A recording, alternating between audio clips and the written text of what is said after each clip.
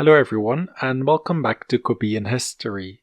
In today's video on siege tactics, we'll talk about trickery and deception. It was generally looked down upon, but some actions were considered worse than others. From tricking the enemy into thinking you have more men than you actually do, to faking your death to infiltrate a stronghold. You could definitely say that some tactics were more morally ambiguous than others.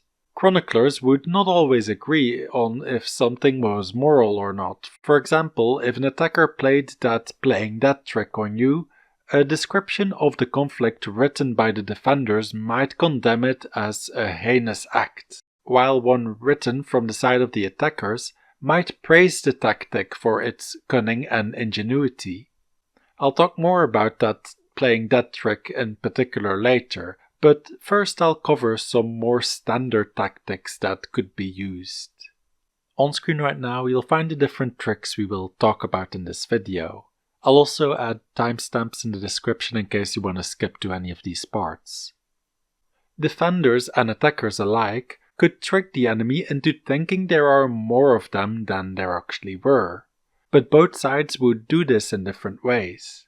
Attackers might set up more tents than they needed and light more campfires at night, so from the point of view of the defenders looking at it from the distance of their fortification, it would seem that the besieging force is larger than it actually is.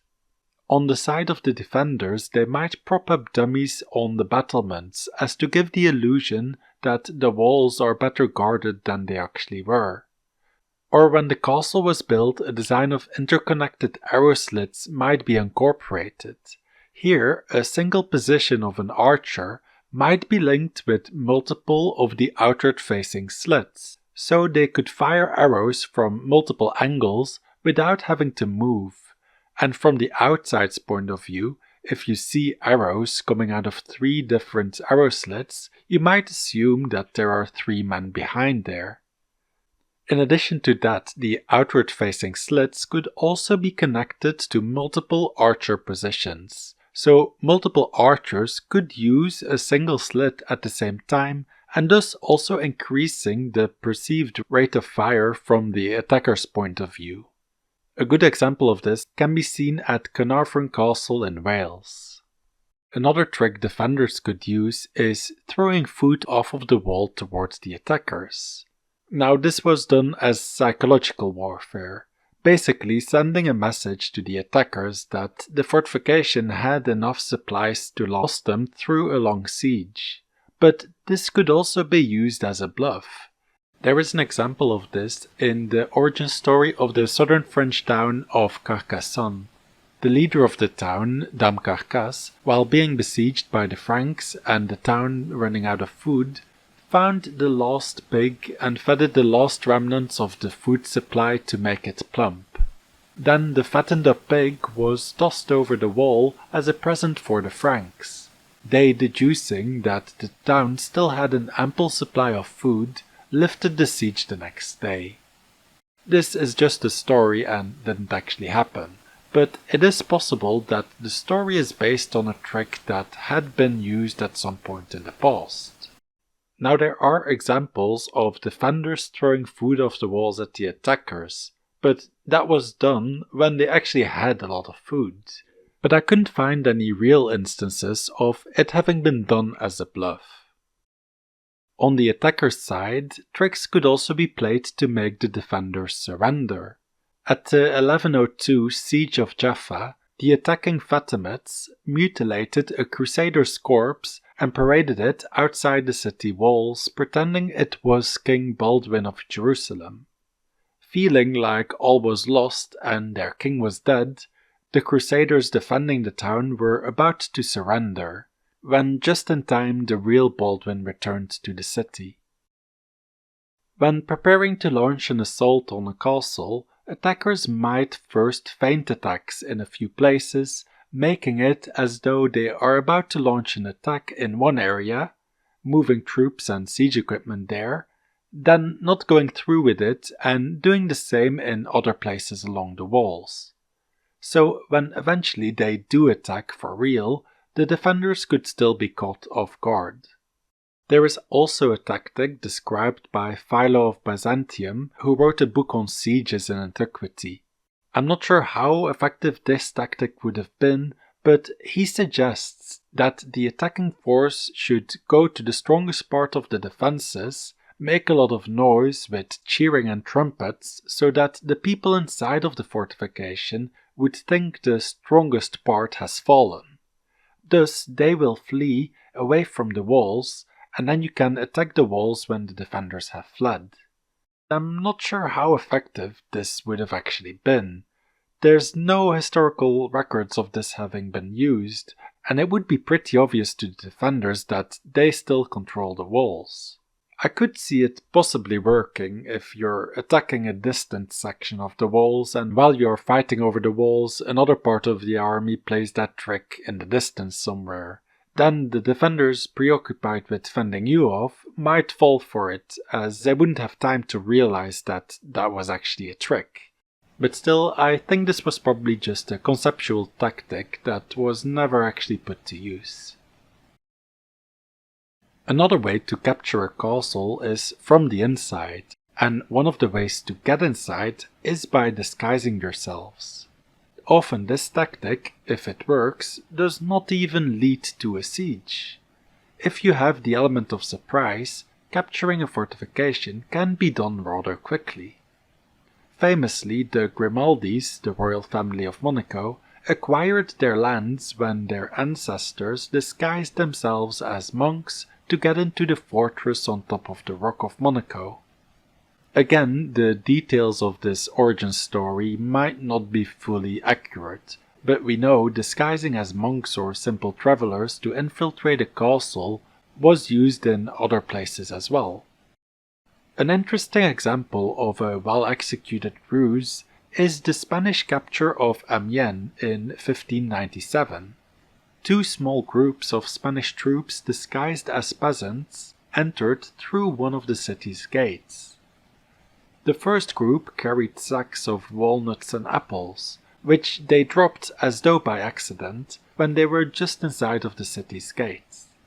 When the French guards helped gather the fallen produce, the Spanish pulled out their pistols and overpowered the guards. A shot was fired to signal the larger Spanish force that was hidden outside of the city that the time to attack had come. However, one of the guards that was still inside of the gatehouse dropped the portcullis to close off the gate.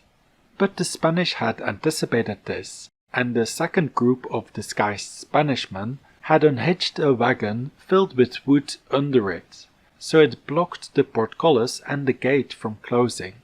The troops stormed in and the town was captured with barely any resistance. Disguises could be used in other ways as well.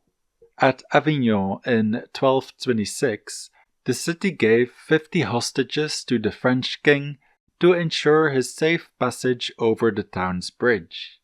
The hostages the town gave were passed off as sons of the bourgeoisie, but in reality it turned out they were just poor men dressed up in nice clothes. Another unique instance of disguise was at the Siege of Acre in 1189.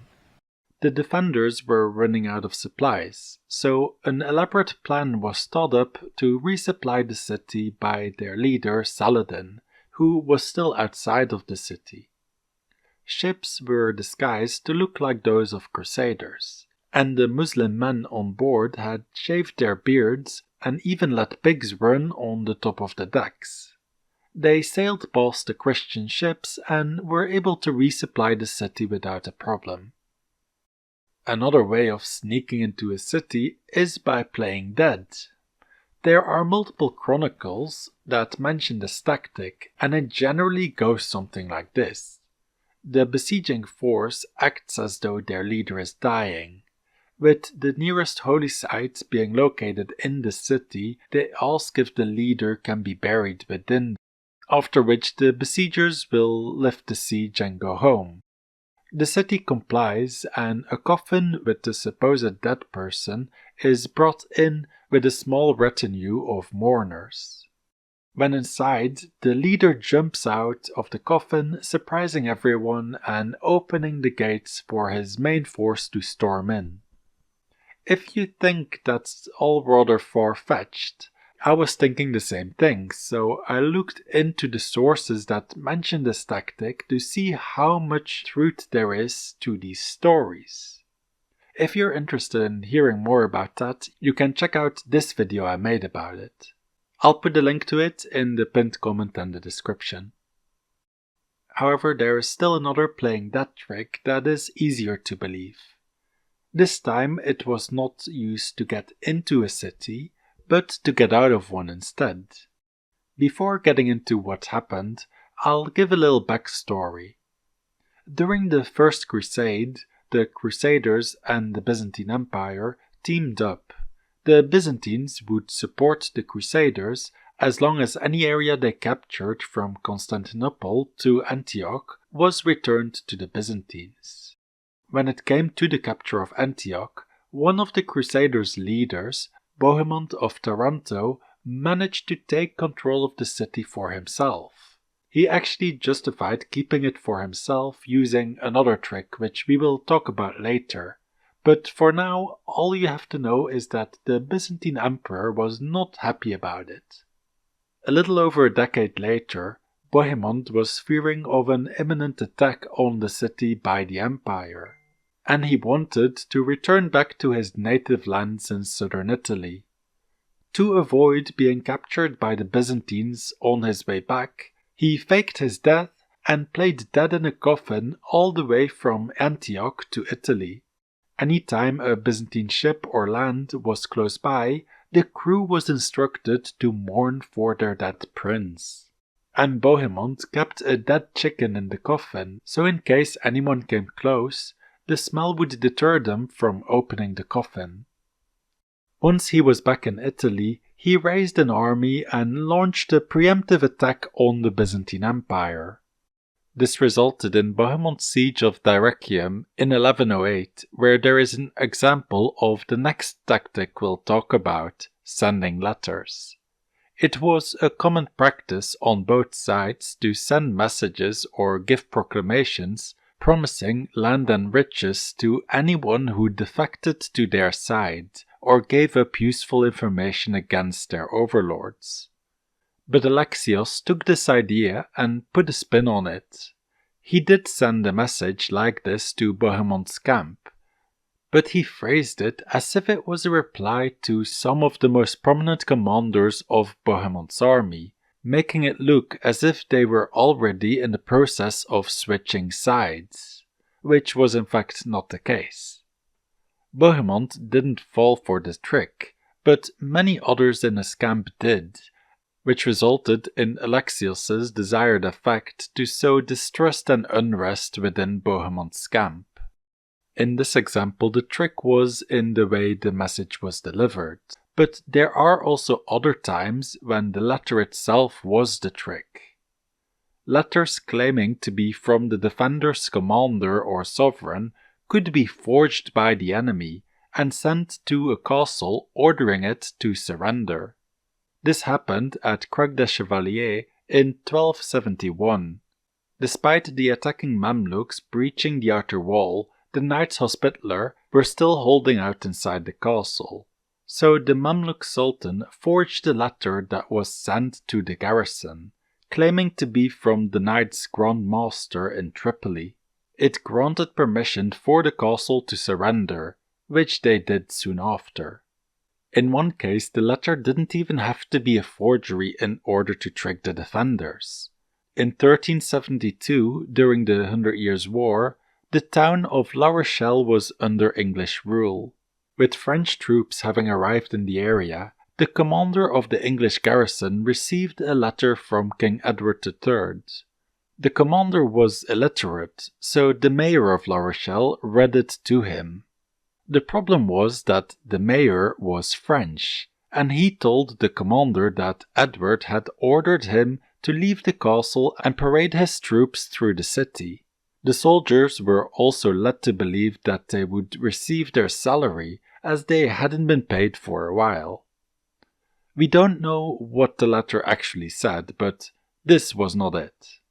The mayor had secretly let the French army into the city and set up a trap to capture the English garrison. A few hundred years later, in 1627, La Rochelle would play another trick with falsifying documents. The city had been under the control of Protestants for a while. They did not recognize the authority of the French king, and the city ruled itself. They knew it was only a matter of time before the French king would try and recapture the rebellious town. So in the years leading up to it, maps of the city were altered in case royalists got a hold of one. Any map of the city would have different names for all the bastions, which would confuse the enemy and prevent them from using these maps to organize their attacks. Tricks could not only be played on your enemies. In situations where a lot of armies team up together, such as during the Crusades, they might try and deceive each other in order to get more than your equal share of the spoils. I talked about Bohemond earlier and how he took Antioch even though agreements had been made to hand it over to the Byzantines. In these next few examples, we will cover what the prelude to that was. At the start of the First Crusade, one of the first sieges that happened in 1097 was at Nicaea. The Crusaders' army laid siege to the town, while the Byzantine army followed behind and set up their camp on the other side of the lake. From here, they launched boats under the command of Manuel Butimaitis to blockade the town from the lakeside, which, up until that point, had been used by the Turks to resupply the city. At the same time, the Byzantines also sent foot soldiers under the command of Tatikius to assist the Crusaders' army on land. An unspoken rule of siege warfare when it regards multiple armies was that the first to fly their flag over the captured city got a claim to it. So Alexiad had instructed Butimaitis to secretly negotiate the surrender of the city without the Crusaders' knowledge. Tatikius was instructed to join the Crusaders and make a direct assault on the walls of the city, while Butimaitis would pretend to do the same thing from the lakeside. In reality, the city had surrendered to Butimaitis without a fight, and when the Crusaders eventually got over the walls, they saw the Byzantine flag flying over the city, with Butimaitis playing the part as though he had captured it during the assault. When the Crusaders discovered what Alexiad had done, they were quite angry, as they had hoped to plunder the city for money and supplies, but Butimaitis, now having been named the ruler of Nicaea, forbade the Crusaders from entering in groups larger than 10 men at a time to prevent looting. In order to calm them, Alexiad gave the Crusaders money, horses, and other gifts, but still this left a bad taste in their mouths, as they would have gained more than that if they had captured the city for themselves. Furthermore, Butimaitis would not allow them to continue on their crusade until all their leaders had sworn an oath to Alexiad. Some of them had already done this in Constantinople, but others had refused. Now they had no choice but to comply. This oath forced the Crusaders to hand over any former Byzantine lands they captured on their way to Jerusalem. Following this, the Crusaders, along with the Byzantine troops, made their way through Anatolia, capturing places in the name of the emperor as they went. When they reached Antioch, this would be the last former Byzantine city they would have to give up. The Byzantine general Tatikius, who had played a part in the deception at Nicaea, would now be on the receiving end of a similar plan. Bohemond of Taranto aspired to take control of Antioch for himself, and unbeknownst to the other leaders of the crusade, he set a plan in motion. While they were laying siege to the city, Bohemond informed Tatikius that there were rumors going around the camp that the Byzantines were secretly working with the Seljuk Turks to weaken the Crusaders' forces, and that because of this, some of the Crusaders were conspiring to assassinate Deceiving. How much of this was actually true or just part of the trick, we don't know, but nevertheless, Bohemond succeeded in getting Deceiving away from the battlefield and back to Constantinople, where he could not interfere with Bohemond's plan. Over time, during the siege, Bohemond and his supporters, whose intentions of taking the city for himself were now plain to see for the rest of the Crusaders, went around spreading the word of how treacherous and cowardly the Byzantines were for abandoning the siege, spreading the seeds that Byzantines leaving surely was grounds enough to void any obligation of returning Antioch to the empire. It is worth noting that even though Deceiving had left, he still made sure supplies were being sent to help the Crusaders, and thus the agreement was technically still intact. The other leaders were not on board with the idea of going against the oath sworn to the emperor, but Bohemond did gain the support of many minor lords and knights. Near the end of the siege, an enemy army was marching on the besiegers in order to lift the siege, so the pressure was on for the Crusaders to capture the city before the Turkish force arrived. Bohemond had set up a contact inside of the city, and a plan was formed to sneak into the city with the help from the insider and open the gates for the rest of the troops to storm in. In order to take full control of the city, however, he would need the whole army to be on board, so he approached the other leaders with an ultimatum. Go along with Bohemond's plan, taking the city and naming him as Prince of Antioch, or face the approaching army outside of the walls. Reluctantly, most of them agreed to go along with his plan, while a few others who disagreed deserted the siege. The plan ended up working and Antioch was captured in time. The relieving army arrived a few days later, but was defeated by the Crusaders who launched an attack from within the city. Afterwards, Bohemond set up a meeting with the last of the Turkish defenders holding out in the city's citadel, and Antioch was officially surrendered to Bohemond personally. If you want to know more about playing that trick, you can check that video on screen right now, or you can also check out my playlist with the other siege tactics I've talked about. And if you want to have a say which tactic I talk about next, check out my members page or Patreon. I'd like to thank my patrons for their support, especially my $25 patron G. David.